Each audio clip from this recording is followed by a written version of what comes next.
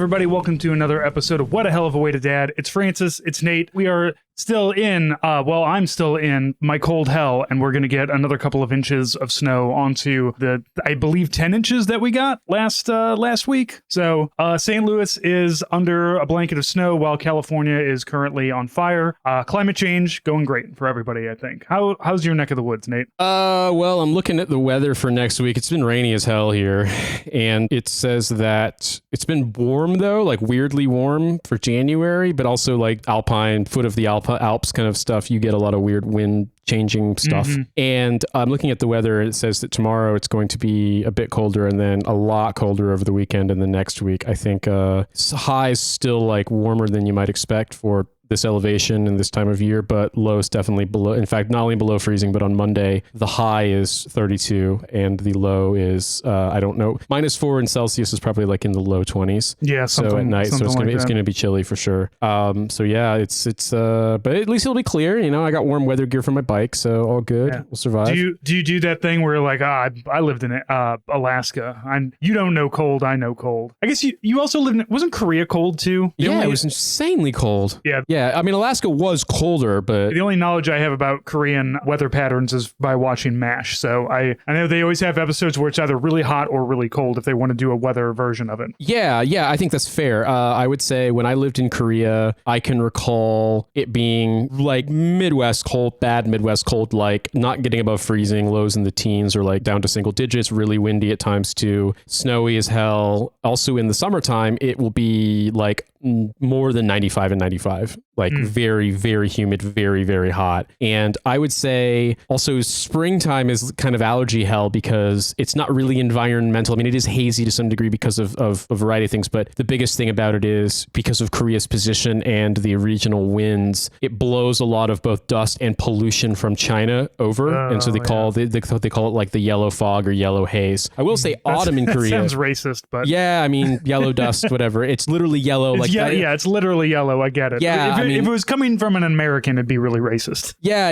I mean, to be honest with you, I don't know what the word is in Korean. I do know that like there is what was been called the Yellow Sea, and also the Sea of Japan is called the East Sea in Korean. So they probably have their own. I mean, I don't really know. But what I will say is autumn in Korea is gorgeous. It's wonderful. It's so nice. And it's also like insanely clear. That was the thing that I would go on hikes with friends, and also we were out doing like recons of training areas in the winter or the springtime, and it was so hazy you couldn't really see very far. And I remember being really taken aback as we got into autumn, like very end of summer into autumn, how perfect the temperature was and how beautiful it was. And also the fall foliage is insane there. Mm-hmm. So autumn is definitely the time to visit Korea. Some good Korean leaf peeping to do out there. Well, I mean, look, Korea is a lot of things, and it gets kind of, Korea's tourism boards oversell it for all the things as like superlative when it's not. But I will say, I really like hiking in places that don't require any kind of technical climbing. They're just hikes. You know what I mean? They're just little trail climbs, walks, etc. And Korea's got those in spades everywhere, and most of them are really accessible by public transit. One of the ones in the Seoul area, Dobongsan, is like literally a stop on the Seoul metro, and you get off the metro, and then you're at the foot of Dobongsan, and you can go climb it, walk up the top. You know, some of them are like they have trails that are paved all the way up. Some of them are tracks, you know, that kind of thing. So that'd be nice. That's something that I used to work. There's a Pfizer research and development building plant, whatever it is. I worked in the print department, so I don't know exactly what happened there, but out where we worked, the smoking area was right out there. We were good friends with all the people who worked in the cafeteria, because the cafeteria is right across from us, and every cook smokes, especially back in like 2002 or whenever I was working there. But it was also a really nice little nature trail that Pfizer had built that was, it wasn't very long. You had to do like maybe 7 or 8 laps on it to do a full mile, but it was at least like through the woods so that you couldn't see any buildings. You know, it was a place where like, and it feels like they created this because they're like, we understand that you might need 30 minutes to go somewhere where you cannot see this building or any other building. And that's something that we really lack. Like, I have a park that's close by, but like the walking, biking trail is just on the outside of it. So there's always traffic and there's always cars and people and houses and all the trappings of modern life. And there's no like, it's hard to get to some place where it's like, look, there's no buildings around. I can look in this direction and not see or anything, not hear traffic. That's just something that we miss here in the city, unfortunately. Yeah, I mean, I would say for me, I do appreciate that. And I mean, there there is stuff like that around here in Geneva, definitely like a little bit outside of Geneva. There's a ton. I can see there's a friend of mine is from the Army, is actually married to a Swiss woman. He lives in America, but he visits a lot. And he was talking about this part of what's now the canton of Jura. And it's like you can basically see that area from where that trail goes, like through from a lot of places in Geneva. And I definitely loved it. And it doesn't seem like it would be like a particularly difficult hike in terms of, I mean, it's a walk, it's a long walk, but it's not going to be like, scree fields and craziness and any kind of anything that requires tools or kit. Right. You don't have to, your hands don't have to touch anything. That's the kind of hike I'm looking for. I just don't really have the kit or the experience. I mean, like obviously we did it in training and sometimes in Afghanistan, like getting up shit, but we weren't using like, ice climbing crampons or axes or, doing ropes and fixed lines and stuff like that. Like you just scrambled. I don't want to do that. But to answer your question, do I ever they'll be like, oh, I live in Alaska, I know what real cold is. No. And I think the reason is that you adapt to anywhere you go. So like when I first moved to the United Kingdom, I didn't really particularly feel like the heat or the humidity was all that noticeable or bothersome at all. If anything, it felt kind of chilly compared to New York. And then I lived there for 6 years and I got a lot more kind of accustomed to it. And so I would say, like, for example, being down here, I forget sometimes that it is actually much colder here in the winter in terms of temperatures. The houses are obviously better made and better insulated, so you don't feel it indoors. But when I go outside, I'm like, oh yeah, my hands are actually really cold. Like, oh shit, I forgot. Like, you do actually need to bundle up a bit for sub-freezing weather, especially if it's windy. Mm-hmm. And I think you just adapt to what you're used to. I would say I don't really feel like in Alaska. I think here's the thing: when it gets as cold as I saw it get, which I think the coldest reading I ever saw that I experienced personally was -37 Fahrenheit. Ooh, which is about -37 Celsius. Yeah, it's basically it's like the crossover point. That is so cold that like it's basically funny, but like it's just so uncomfortable being outside that you just like wearing the stuff you need to wear. Like it doesn't. Here's the thing: like if you're wearing clothes that are keeping you warm, like you're going to be uncomfortable. But I think what you're going to realize is just how much different it feels in the things that aren't necessarily covered by layers of warmth. Like breathing, it feels different. It sucks on your skin, on your face, your nose, your eye, your eyelids, etc. It sucks. If you're exercising like we used to, like wearing a balaclava, like weird. Oh, you perspire and moist air escapes from the cloth and then freezes, and you get like an ice mask. Mm-hmm. Sound travels differently. Cars behave differently. The exhaust pipes from cars, the condensate that forms from the tailpipes in that temperature immediately freezes on the ground. So like busy intersections become just fully ice fields. And I think the biggest one is that anything you have to do outside, anything you do with a car, anything with metal is fucking dangerous as hell. Because like if the temptation arises to get rid of your annoying ass gloves and just touch it, you will get frostbite. Mm-hmm. Like it's real, get contact freezing on your fingers. So like, I think I told the story that I had a soldier that I was friends with who was getting out of the army. He was, it was a family care plan thing. He had to get out and he had moved apartments, and his new apartment was this cheap place in this suburb of Anchorage called Eagle River. And he had two little kids, like 3 and 4 at the time. And I went over to bring some stuff and help him because his car battery had died. And I was like, fuck it, let me just see if I can go get a spare battery for the car and get it. And we got it installed. But I came to his house and I couldn't get the door open because there was a door seal leak. And in that temperature, the condensation was escaping, the warm, moist air from inside was escaping and frosting like a freezer door, and it froze the fucking door shut. We had to really pull it, and I had to like hit it with my car keys to kind of break some of the frost off to open the door. Like that just sucks so bad that I'm not like, oh damn man, nobody knows what cold feels like. Because I mean, like, dude, 40 feels awful if you don't have the right clothing and you can't move. You know what I mean? Yeah. Like, what difference does it make? Yeah, you also don't seem like you've ever been like a complainer. Like, look, we complain about stuff. Well, look, I mean that like we complain about stuff all the time, but you don't seem like the person who's like, when you get a cold or when you get sick, that you're like, oh, I need somebody to take care of me. I can't do anything. Like I have that, like even I'm sick. Like I have had a sustained headache because my right shoulder is kind of fucked up because I had to do a bunch of snow shoveling and my body hasn't had to do that in a long time. So I've had this like headache for the last couple of days, and it took me until yesterday to be like, oh yeah, I can take ibuprofen. I can take something for this. Like I just kind of deal and move on. I was about to say, everyone who knows me in real life, earmuffs.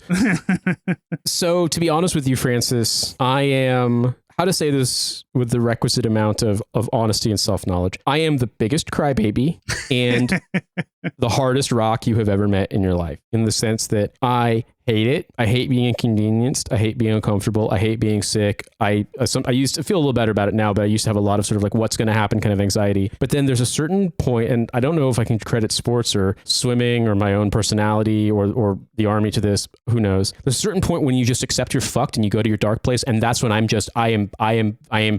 unstoppable. I'm basically, until I literally run out of the nutrients that allow your heart to start beating, and you do what marathon and ultra marathoners call bonking. I'll just go, and I just won't stop. And that's what I mean. Like, you and I have been in the military, and you being infantry, I'm sure that you had to deal with a lot more adverse conditions than my PAO ass ever had to. And it is but slipping into that dark place, slipping into the, like, I know this sucks. There's nothing I can do about it, and nobody's going to come save me. So I just have to fucking knuckle down, do whatever it takes. And at some point in time, I'm not going to be here anymore. And that's the driving for it. Like, I show up for my 2 weeks of training in Wisconsin, and my brain just like, nope, shut down. We don't need to do anything except for the fucking mission. And then 2 weeks from now, we're going to go home, and we don't have to think about this ever again, and just kind of barrel through that. I mean, as I'm getting older, it's getting a little bit tougher because that's still there, but the recovery time is so much longer, and the ability to hurt yourself where it's going to take even longer is more pronounced. I think I told you that when our movers showed up, they showed up pretty late in the afternoon, and like it took them an hour to get their truck parked in the space where they could park a truck. And so by the time that it was all said and done, the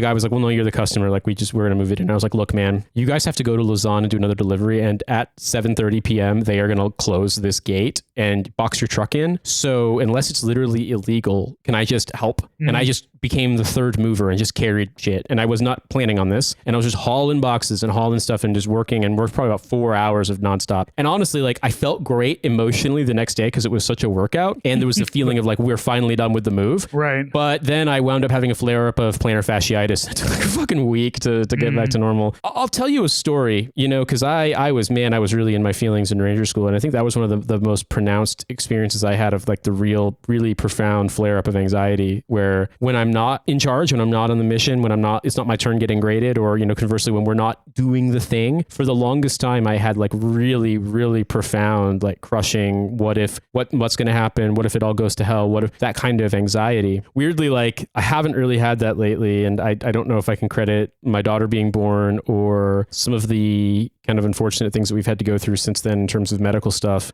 which, seems to be clearing up now, but, they were pretty serious. Those experiences, I don't know. Something has changed though. And I feel a lot more kind of grounded in the present than I ever have been in my life. Mm-hmm. But in Ranger School, it was weird because I did very, very well when I was being graded. After the first phase, it took me 3 patrols to pass, but I passed my third. And then I was a first time go mountain phase on my patrol, and I didn't get peered out. Or too many minuses, too many demerits, and I got same thing. I was first time go in Florida, and I don't think I got any demerits in Florida. But I don't think people had a really great impression of me because most of the time I was like basically emotional crybaby kind of, and yeah, it was bad. And it wasn't great. I'm not proud of it at all. If anything, I think Ranger School it kind of fucked with my self confidence and self image in that regard. I think I was a little more skittish and worried. Yeah, I mean, I feel like with Ranger School, especially when knowing you now, toughness wise, sure, you come across as a ranger, but like I've met rangers, and they all seem like mostly a bunch of dipshits. No offense to the rangers out there. I'm not all of you for sure, because Nate went to Ranger School, obviously. Well, right, but I think you got to realize that there's something very different between going to Ranger School, graduating from Ranger School, and being a fucking regiment guy. Yeah. And I think that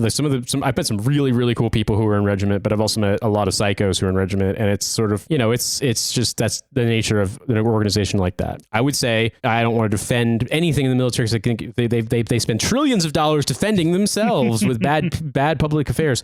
Sorry, they no, all my public affairs was good. I talked about barbecues and doing award ceremonies. I never had to cover the war crimes of the Rangers up. I would say I've met more cool Rangers, got regiment people than I have SEALs. I don't think I've ever met a SEAL that wasn't insane, and I think that kind of you're selected for that. Yeah. Rangers just seems like infantry plus. Well, it started that way, but the thing is that it became a soft unit, and so it's very. But I mean, like, it's a soft unit that has privates, and it has like first sergeants and formations, and when you're on a mission with Rangers, you hear them getting little Ranger privates with like way cooler gear and way more expensive gear than anything your battalion has, being like Roger squad leader, Roger corporal, Roger first sergeant, like being scared as fuck of their leadership. Like it's not like cool guy commando shit. But what I'm gonna say is, they probably weren't saying Roger squad leader because Roger sergeant, Roger corporal, lots of corporals, lots of tabbed corporals a lot of being fire team leaders. But what I was going to say is, I'll tell you, it's funny. I don't think, I mean, my first company commander really didn't like me at all and tried to get rid of me. My other commander actually liked me a lot. I did pretty well. I think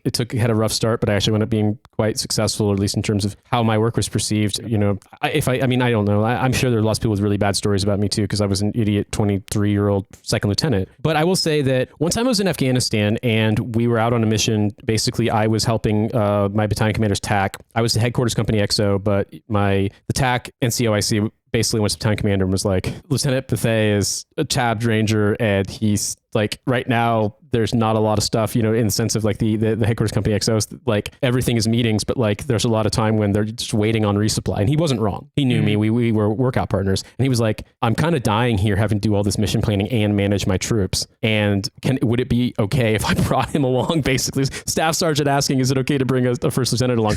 And we did a lot of missions that way. And then when Bergdahl walked off and all that stuff happened, and that whole sort of 6-week period of insanity happened, I was on a lot of missions with them, basically just more or less helping him with all of the, you know, you weren't doing full op orders for that kind of thing, but like the con op for the mission and the maps and the routes and programming the Blue Force tracker and all this shit. And one night we'd been out nonstop for a day, I'd say. And we came back to the FOB for like an hour to refuel and go back out, if I remember correctly. And then we got done and we were ready to come back, and it was like maybe 2 hours before sunrise. And as we were calling up, I can't remember what it is, like the PAX reporter, the thing that you would call up to base to the you know, base ops, the main gate, the battalion talk, but then also like it's going to be, you know, what's being relayed to the people on security at the gate, at the checkpoints, at the towers, et cetera, was number of vehicles, composition of the convoy, and how many PAX were coming back, how many Americans, how many non-U.S. affiliate, you know, allied military, how many Afghan military, how many Afghan civilians were in that convoy.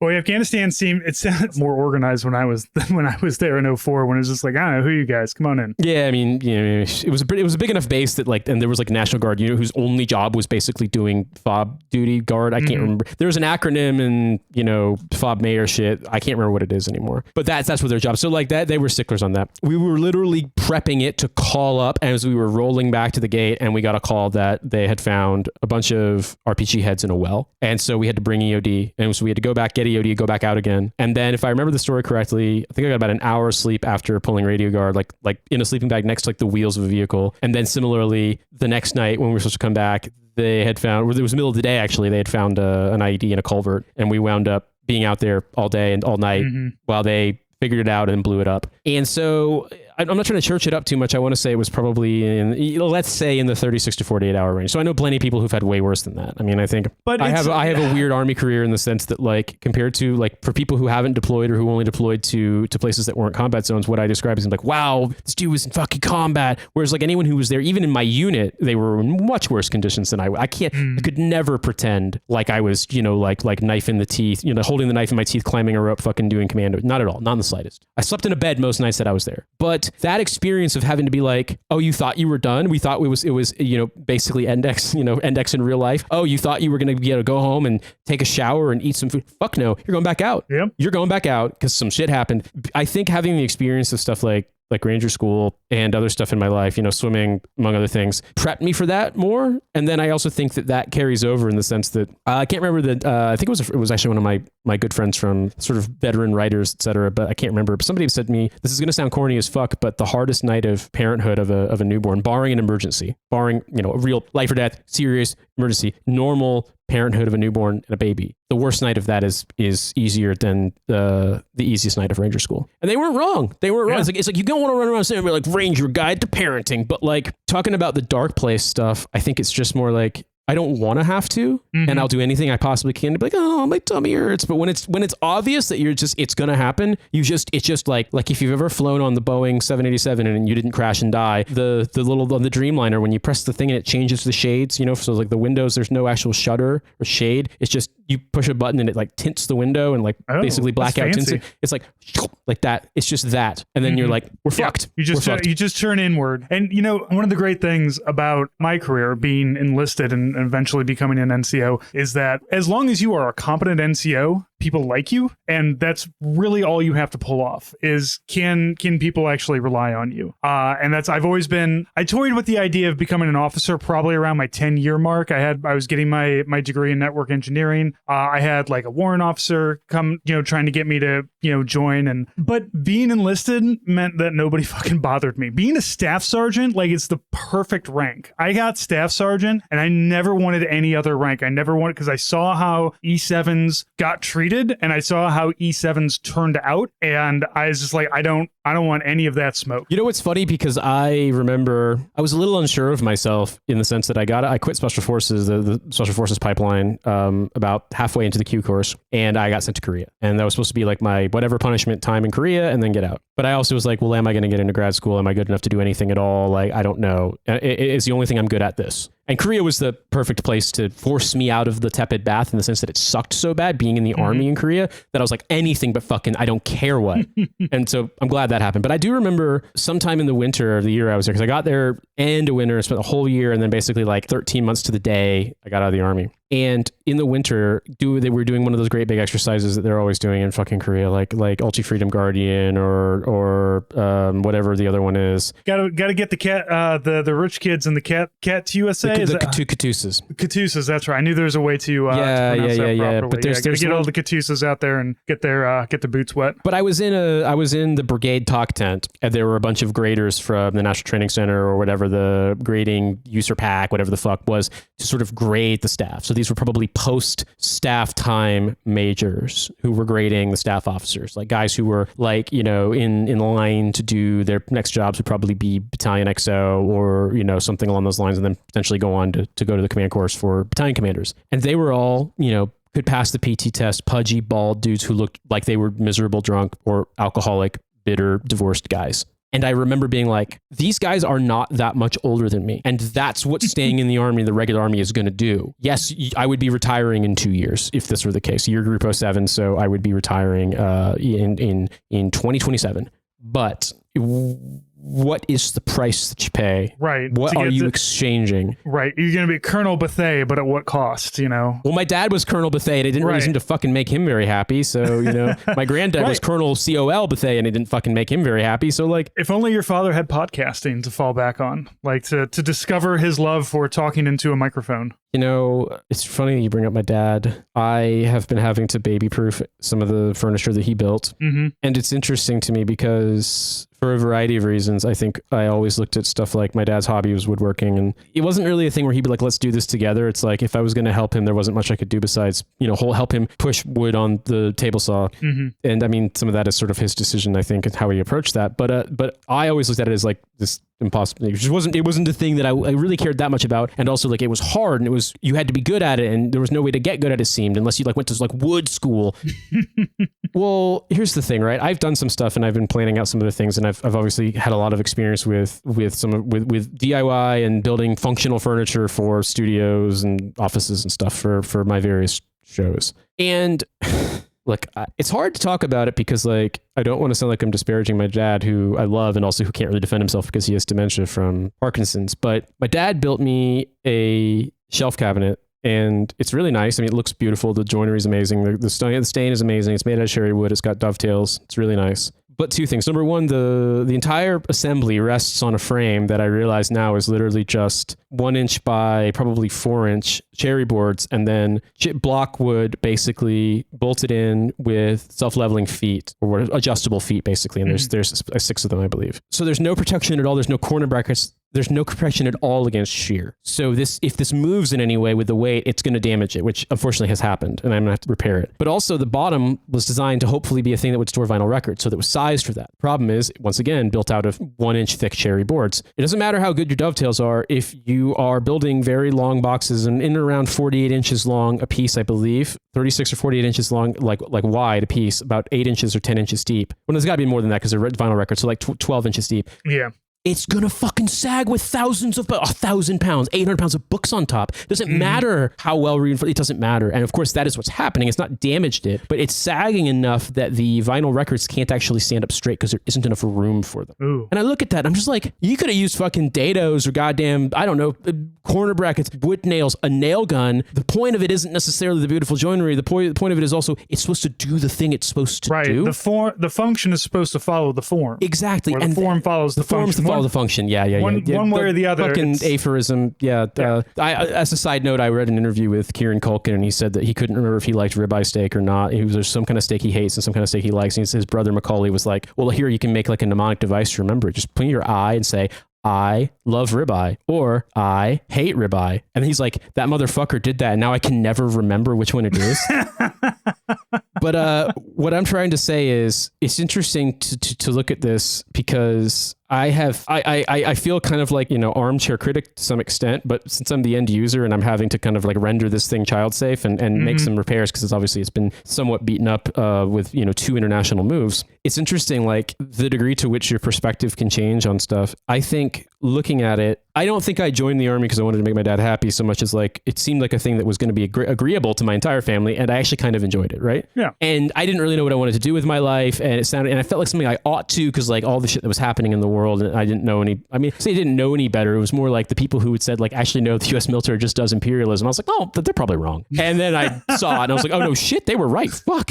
And you show up to Afghanistan, you're like, what's all this imperialism doing around here? Exactly. Shit. Did somebody lose a lot of imperialism? Oh, no, to be honest with you, it was almost that dramatic. The day that we were doing we got in and then we had some morning like safety briefing bullshit, and they were like showing kind of scaring, doing the like, here's the tent full of found IEDs and stuff. Like, we're going to show you, here's what you should look out for. Here's cool guy, Navy EOD guy who literally never leaves the fob, who's going to brief you, wearing like the big puffy coat, like the Gen 3 Equix with like with like a, what is it? Not a 1911, but an M9 just tucked into his belt.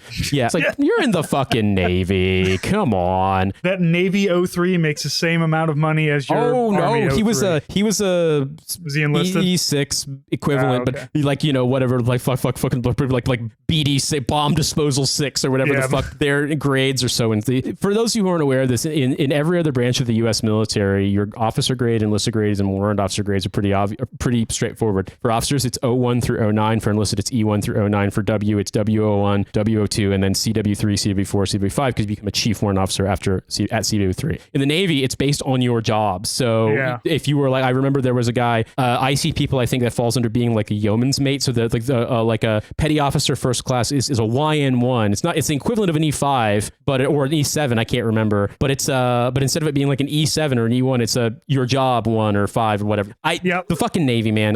Whatever. Let me tell you, as the PAO who had to know all of that shit, we hate it. I never wanted to interview Navy people because it's like, what's your rank? And they'd be like, well, I'm a petty officer. I'm like, okay, but what's your rank though? Like, I'm an E6 petty officer. What's your rank? Are you an HM? Are you a TG? What the fuck are you? Because I get yelled at if I don't put I can't put petty officer in there. But then once I got out of Dinfos, they just put petty officer. Yeah. Petty officer third class. Fuck it. He works on bombs. He's a petty officer third class. See, I always had a fondness for petty officers because my dad had a junior Navy NCO who worked for him in his office at like the J8 at United States European Command. Who was this guy named Petty Officer Smith, and that's anonymous enough because there's so many Smiths in the world. Really nice guy. He was always nice to me when I was like 7 and I'd come in my. He like let me play with his computer. He was a really cool guy. And then apparently he like beat a dude up with a pool cue in a bar fight and went to military jail. Petty officers are sergeants. They're just Navy sergeants. They're just as broken and abused as the rest of us. Shouts out to Petty Officer Smith. You were a really nice guy to 7-year-old me back in like 1991, and I'm sure that guy who you beat up with a pool cue deserved it.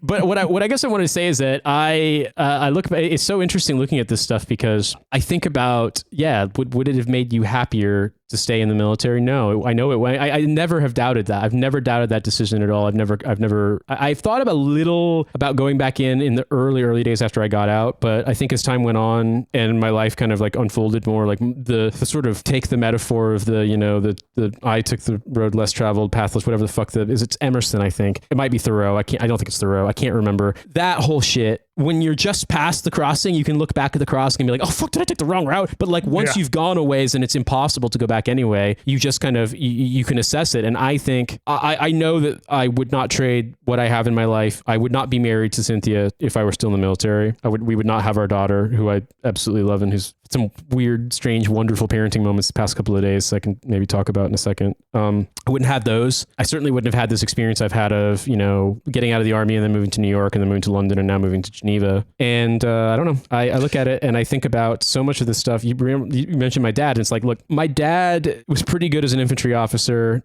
And he was really, really self-disciplined. And that's something that I don't have anywhere near the same. If I could like hit the mean between the biggest crybaby and the hardest rock and just be that all the time, then I would achieve so much more in my life. I don't have that. I don't have that self-discipline the way that he did. But it's just interesting to me because I think about it a lot. Like as you get older and as you start to see, you get more life experience and see things with your parents and, you having to be kind of like the person, and as my friend put it, the sort of cognitive apex when they're on the back slope of it. It is interesting to look at some of these things that you always took as a given. And it's like, my dad's a phenomenal carpenter, but he makes absolutely inscrutable decisions that make no sense when it comes to the actual usage, employment of these things that he builds. And it's just weird I've been kind of on this big open parentheses, and I want to close it. And I guess the point I'd make is that extrapolate out from this. There's lots of subjects where I think this would apply. To me, it always seemed like, both being a maestro of woodworking and also this idea that like it took all this knowledge and I could never figure out the first step. But then circumstances forced me to, and the internet exists now. It didn't, in 1993 or whenever, not in the same way. And then I learned it and then I did it. And now I look at it and I'm like, okay, I can't do dovetail joints, but I could learn how, but I wouldn't fucking make that mistake. You know what I mean? Right. And it's like, it's just strange. It kind of changes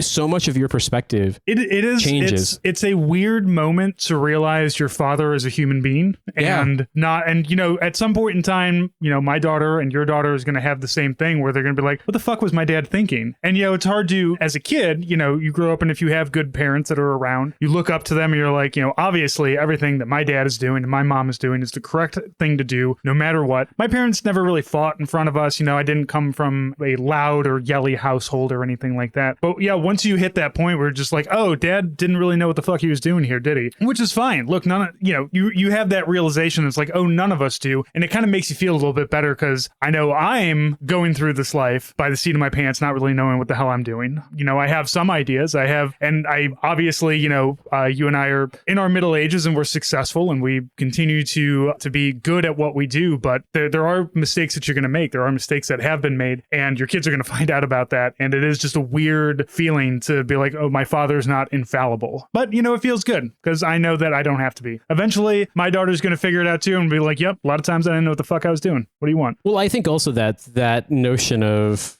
like, I don't feel like a sense of betrayal here. I really have to articulate that. It's just more, no. It's more that it just kind of, it's a newfound perspective that my life circumstances have put me in a situation where in order to solve certain problems, I had to acquire skills that were similar to stuff that my dad did as a hobby. And when I look at it now, it's like, yeah, it's weird. It's just like, I'll leave you with this on this topic. I may have talked about this before, and apologies. Wouldn't be a dad podcast if we didn't tell the same stories. Look, we've been doing this for like 8 years.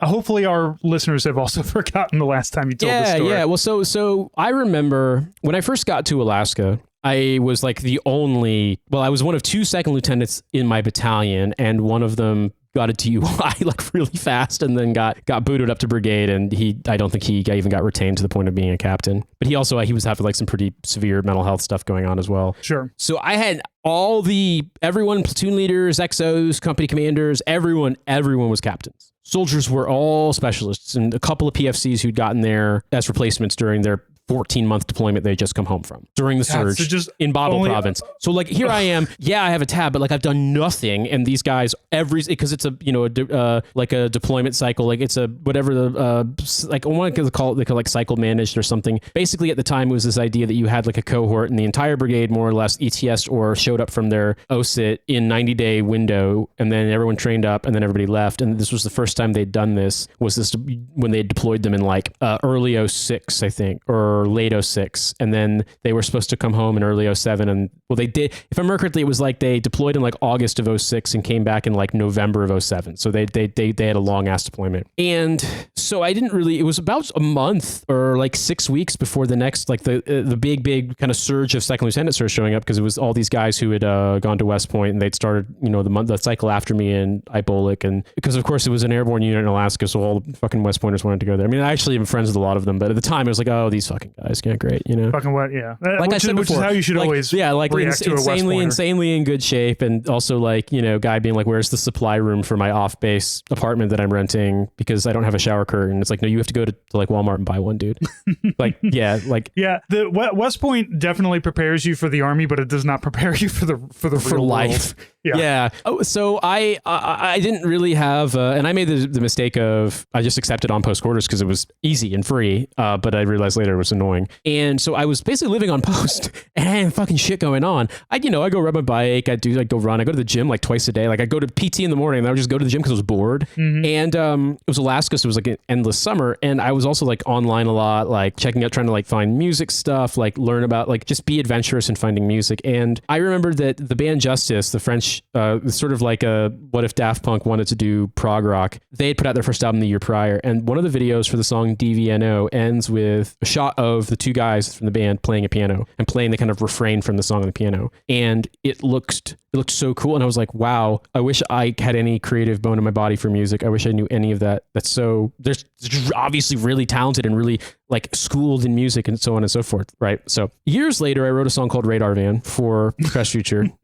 And I realized going back, not out of the knowledge of this, but actually just coincidentally, I was like, oh yeah, I remember Justice playing DVNO playing. And I was like, wait a minute. I watched the video again. I'm like, man, those are just fucking octave chords. That's really easy. I do that. Not only do I do it all the time, that's the end of my song. My song does the exact, I literally, not only can I, it's just in a different key, I can play this. And when I say is it not like, oh, I am just as good a musician. No, it's just more like what they were doing seemed like magic because I didn't know the first thing about it. Yeah. But then once you do actually take that first step, assuming you don't do something that hurts yourself or fucking, ruins ruins your life. Like don't have this kind of like open-hearted and willing to learn by failing approach to like base jumping. Right. Or like wingsuit flying or whatever the fuck it's called. Open heart surgery. Yeah, like doing that. your You own need some dental work. training. Yeah, exactly. But building the Grover House. But what I would say is, but see, the Grover House, it was a house at least. I mean, it was fucked up as hell, but like it was.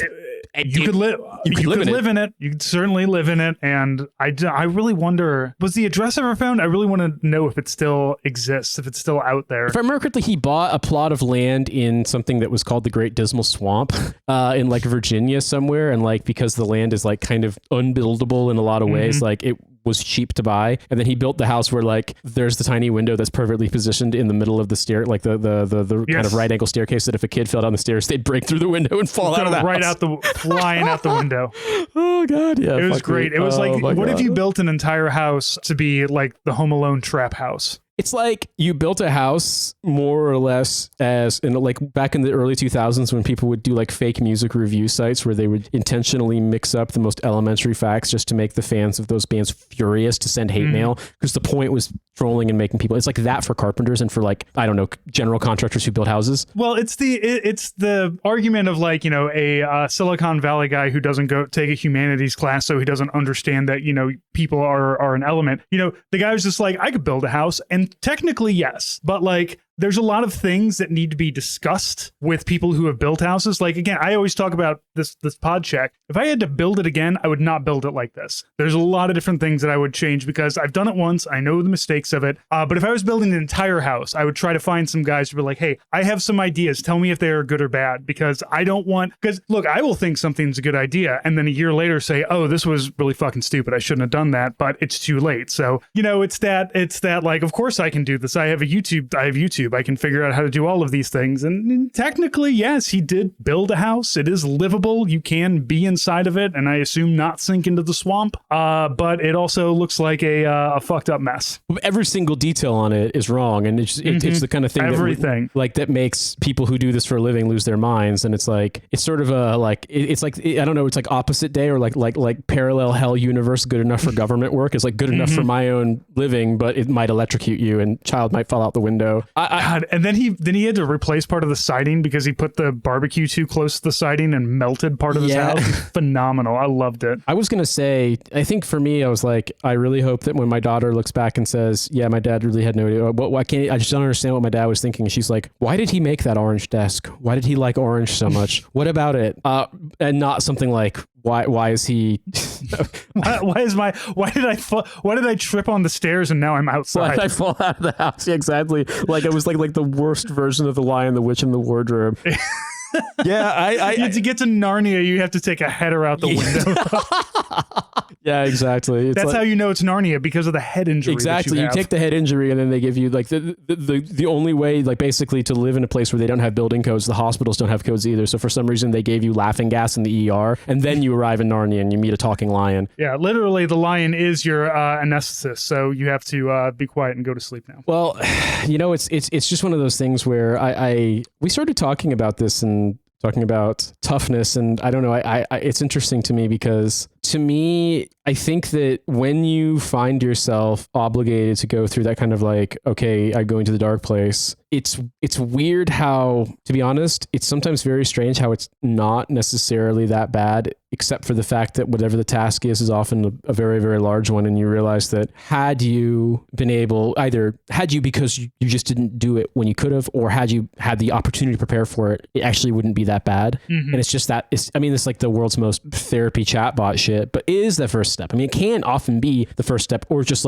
starting, you know, and then it's not that bad. But then obviously if something piles up, like in our case, I can recall a really bad one where we knew things were not going well with the co-working space where we were renting our first studio in London, because their billing was so fucked up, we weren't being charged rent for months on end. And then more or less after we got a week's notice that they were being liquidated and that we might lose access to the building. And we had to immediately turn around and find a new place. And if we had just pulled the trigger sooner, we wouldn't have had to spend one particularly very long night of just hauling all of our stuff into a van and driving it to the new place. Mm-hmm. And, you know, it's just interesting. It's like, I don't think I have it in me to do a lot more of those kinds of things where you really just fully exhaust yourself. But I don't know. I know you've done it too. And there's a part of me sometimes, though, you think about it afterwards and you're like, there is a part that's also like, yeah, but I still fucking can't I? I still got it. Yeah. And that's a bad feeling because on a long enough timeline, you're going to not. Yeah. But... And I do have that. And I know I can't. Like there's the part of me inside of my head that's just like, you haven't like lifted a weight. You haven't done exercise other than walking the dog in a year, which is good exercise for a man who's in his middle ages. It helps me, you know, I've got good heart health. I've got good cholesterol. My blood pressure is normal. It's great. But like, no, I can't put, you know, 80 pounds of gear on again and go humping through Afghanistan for 5 to 6 to 8 hours. You know, I can't, but I definitely would, like, if I was there and they're like, hey, Horton, you want to, you know, fucking slap the rank back on and try it. It's like, I can keep up with these 20-year-olds and they're going to have to carry me, and it's going to be even more embarrassing. You know what's funny is that we had the law enforcement professional that was supposed to be like the retired detective cops who were going to like help us with counterinsurgency, and we did a training mission with one, and the dude had a heart attack. Because yeah, you don't take like a 50-year-old cop up a fucking mountain in Alaska with like a 20-year-old, you know, airborne infantryman. I was just thinking about what is the thing that's going to make you have to slap your kid on and go hump for 6 to 8 hours out in the middle of nowhere in Afghanistan. And I was like, what it is that they've got like a, you know, they've got like a really highly vetted source. It's like, you know, if you go to this kalat in the middle of this abandoned kalat in this crossroads, you'll find the skeleton key to understanding Navy ranks. And fucking Staff Sergeant Horton is like, I'm leading a detachment like going after Cacciato for this shit. Yeah, chasing it down. This is as if we're looking for Bergdahl, man. We're going hot, kicking indoors everywhere. Yeah, I'm currently at that point because, like I said, I've had a sustained headache from shoveling snow. Like that. Nothing tells you that you're old like having to do some physical. Like shoveling snow sucks too. Like it's like one of the worst exercises to ever have to do. This is why when you hit 40s, you're supposed to buy a snowblower or something and then go snowblow everybody's driveways and sidewalks. But no, I am really at that point now where it's just like, look, I know that like if I had to, I could do a sustained jog. You know, every time once spring comes back around, I am going to get back to running. I know that I can do at least 1.5 miles sustained without wanting to stop and throw up because I walk so much, you know. So I have leg strength at least to go that far. But I I am well aware that I am no longer 22. While you and I both, this is a audio medium. You and I look great for our ages. Being me in my early 40s, you in your late 30s. I think that, and that's something that our parents never had that opportunity. Probably because like the pastime in the 80s was smoking cigarettes. Like that, smoking cigarettes and drinking highballs was like how you did things if you weren't, doing cocaine. Well, yeah, it's just then everybody had to have frizzy hair, and also the hairspray they used to get the fucking big hair was destroying the ozone layer and giving everybody skin cancer. So like, yeah. I mean, I went through a period of time when I was working in New York at a corporate job, and like I did not look good for my age. Like I was probably about 30 pounds heavier, and I was just very stressed out and very unhappy. I had a lot of kind of like poly crisis in my life taking place, and I think a lot of improvements that have happened have happened because of being able to kind of exit that stressful situation. And I actually feel the same way here. The things had kind of deteriorated so much for us in the United Kingdom that it became very, very stressful and very frustrating all the time. And while there are frustrations here, I mean, there's some things that just are like incomprehensibly dumb the way they work. I actually don't find myself getting as irritated or like as spun up because like, I don't know.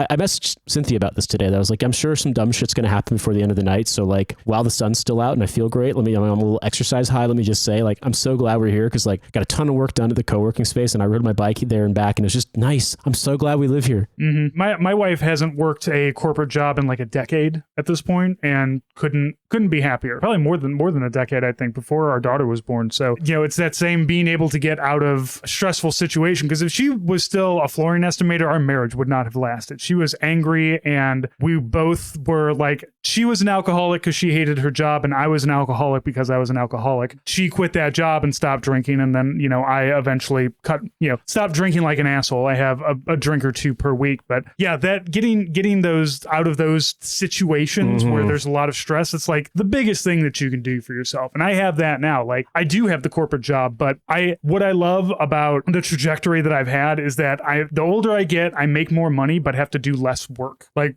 when I was 15 and getting my first job as a busboy, I made shit money, and I was constantly lifting and moving and picking things up. And then of course you join the army, and it's all, the same, you don't make any money, and it's physically demanding. But now I send emails and I make a really good amount of money sending emails. And that's my trade-off is like, yeah, I know that I am not going to be able to hump up and down the mountains of Afghanistan with my ruck on, but I also know I don't have to do that ever again. There's never going to be a call for that. At the most, I'm going to have to carry a backpack through the airport as I'm getting on a plane going somewhere. That's how I like it. I've embraced my middle ages at this point. I love it. I go to bed at 11 o'clock. I read books. I watch TV shows that I've already seen before because I'm also playing Sudokus on my phone. That's me, and I'm happy with it. It's so comfortable. It's so nice. I love it. What's funny for me is that like the infantryman in me wanted to make a joke and be like, oh, so was that a regular occurrence when you were there? You were humping up and down mountains. But then also I realized that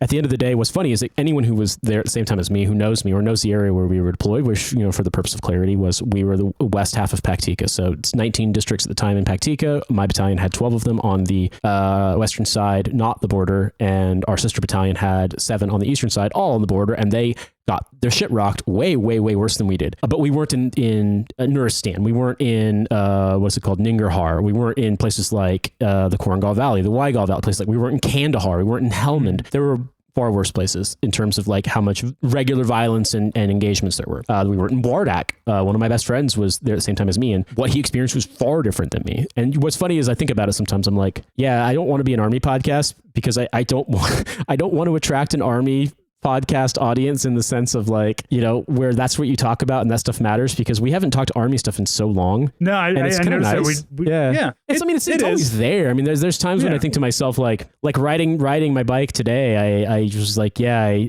somehow managed to basically make sure I had all of my PPE and like, everything inventoried. And I was like, I can't go out even with my backpack is kind of made, like I have this backpack that's made out of semi-waterproof material, but it's not going to work in this weather. So I got to take I don't have my wet weather bag, my actual good camping bag. So I'm just going to wrap wrap this in like a plastic trash bag so it doesn't get wet. Sure enough, everything inside the backpack got soaked, but I bagged it up, so all my stuff was fine. And it's like, yeah, that was just instinctive. That was just a thing. That, you know what I mean? Like that's all. It all comes from there. But right, you've already had this happen before. You've already had like, oh, this is going to get wet. Everything inside here is going to get wet. I know what to do. The water crossing days in Florida, and I went through winter ranger school, so we were doing it in fucking January in the Florida Panhandle. And like the training part was nice. It was like in the 60s, but then it got like 33 and constantly rainy while we were in the field. It was awful. It fucking sucked. So like, yeah, I'd prefer to not have to come back from wet patrol back to wet patrol base with no overhead cover and open up my wet rucksack full of new, clean, wet clothes.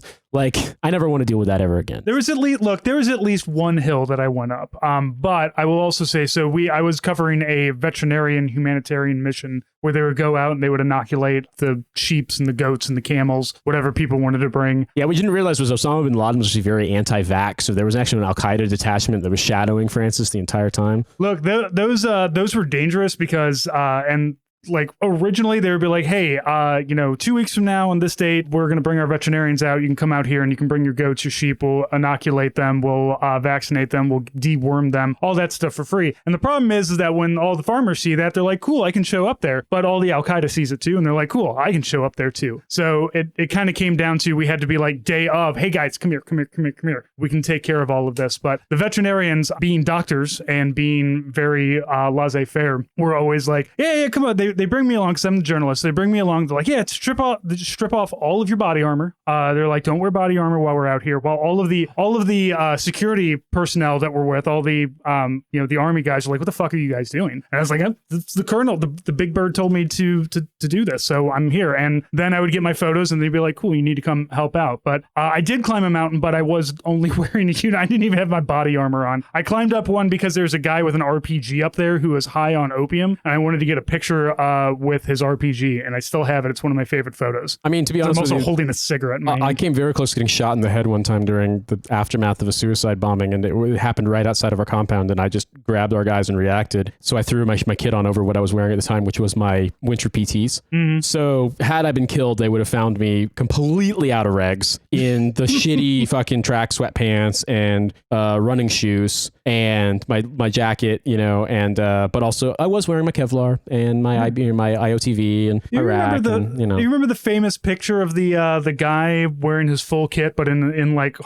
polka dot boxer shorts? Yeah. I think that was Tim Hetherington took that photo. That was in at OP Restrepo in the Korengal Valley. Yeah. I rest in peace, Tim Hetherington. He was killed in Libya in 2011. Him and I can't remember. There were a couple of other very famous international war correspondents who just got hit with a rocket in Misrata. It was really bad. Yeah. But Tim Hetherington took some really, really, really good photos of the Afghanistan war, and it was actually really genuinely, when I look back at some of that stuff, I'm like, yeah, I'm glad I'm glad all this is unfamiliar now, but I do remember when I look at the photos and see it. And I'm going to leave you with this because we don't have time to do an Ask Dad. So I thought I was going to ask if this is a familiar experience. So Wednesdays, we don't have childcare because our childcare works for a service for the Canton of Geneva, but she has young kids of her own. And I don't know what age you start having school on Wednesdays, but it must be younger than or older than the age her kids are. So she can't work on Wednesdays. And so I watch Naomi solo. And I had some deliveries coming, and the guy called, and I tried to explain, like, I've got a baby up here.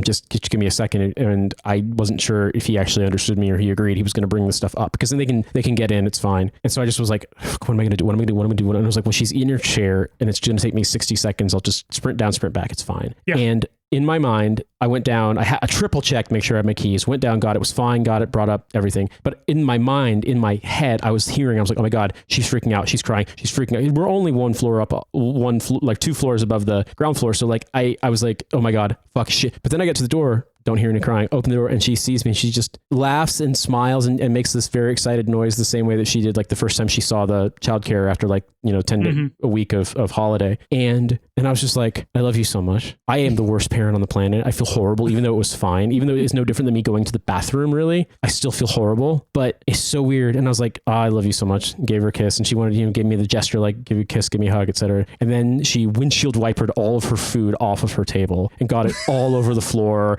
and all over her sleeves. And I was just like, man, parenthood is beautiful. Yeah, it is. It's that has happened. And you know, when they're younger, the great thing is that if you kind of lock them into something, like if you have one of those, you know, we had like a playpen, the baby jail, the like collapsible baby jail. Yeah, I know baby jail. Yeah, put him in baby jail. Here's a drink. Here's some toys. I'll be back in like 3 minutes. And baby jail was really what helped out. That or the high chair that we could lock her into. Just lock her in. That's what she was. That's what she was in. She was in a high chair, and it has a waistband, and it's got really, really wide feet. And there's not really. I mean, even she starts thrashing. There's no way she can rock herself out of it. It's just more that like there's something that changes if you go into the back room and it takes you 60 seconds to find the thing. You're not worried, even though you have your keys, and there's no reason why you can't get back in. You still are freaked out having to leave for a second. You know what I mean? Yeah. Don't worry. You're gonna have more opportunities when that has to happen, and you wean yourself off of it eventually. I think my wife one time was traveling with our daughter alone when she was much younger, and I can't remember why my wife needed to. She's like, I need to go do something with the rental car. I think it was moved. I think there was something with the booster seat or whatever. But she had to like her thing. Like the kid was asleep, and she's like, I have to go do this thing. You know, we're in a hotel. I'm on like the 4th floor. The kid never wakes up when she sleeps, but you know, you just have in your mind this time she's gonna wake up, and she's gonna realize I'm not there, and she's gonna feel abandoned. She's gonna hate me forever, and you know, it's gonna be a core memory. And she's always gonna have this like one time you abandoned me when we were in Disney World, and I was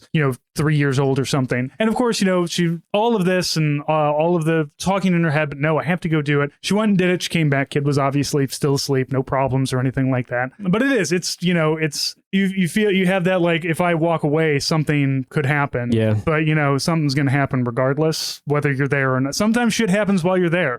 So it's not your fault. You're good. You're gonna have to leave her alone more often.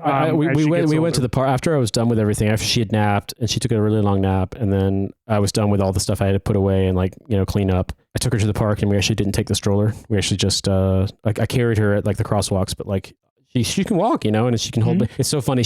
I'm a little too tall for her, and she's a little too short to hold my hand like normally. So she just holds my pinky. But we did it. We walked as she went to the park, and I put her. They have a swing that's like a big basket, and so like little baby can't fall out of it. And obviously she can toddler. She can sit up. She can stand, walk, run, whatever. And so I brought her down the slide a few times very carefully because my neighbor's kid broke his leg on the slide when he was like 20 months old. Very carefully put her in the swing. Like I sat on the others, like the kids, like like the swing, like when you're a full on big kid and you can be on the non-protective swing. I sat on that and held her, and we swung very gently and slowly. Yeah. And it was just like, nah, it's a good day, man. It's actually this rules. And when I think about bringing it back to our earlier topic of discussion, when I think about all the other things I've done in my life, like they were a thing I did for a period of time, but I don't miss it at all, and I know I made the right decision. And it's why I wanted to rebrand the podcast, because you and I are not soldiers anymore, but we're always going to be dads. So that's that'll be forever. Yeah. Finally, the astronomical chart, your what's it called? The horoscope sort of being a dad, like your astrology of just being real dad behavior, like your astrological sign is just dad from whatever age you are.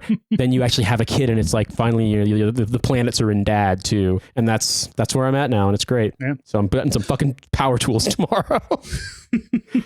Well, everybody, thank you for listening. As always, you can get more of our stuff on patreon.com/whatahellofaWayToDie, and then whatahellofaWayToDad.com. I'm writing again, blogging. We're going to be doing, my wife and I are planning on doing a lot more traveling and posting about like our travels and not just shit posting online. So you can follow me on Blue Sky at whatahellofaWayToDad.com, and you can follow Nate at inthesedeserts.bluesky.app. I don't know what it is. Social, I think. Yeah. So in these deserts, you search for that, you'll find. I wrote a column for McSweeney's in 2010 and 2011, and I just stuck with that name because it's the thing folks know me as. So that's why. All right, everybody. Thank you so much for listening, and we will talk to you next week. Have a good one.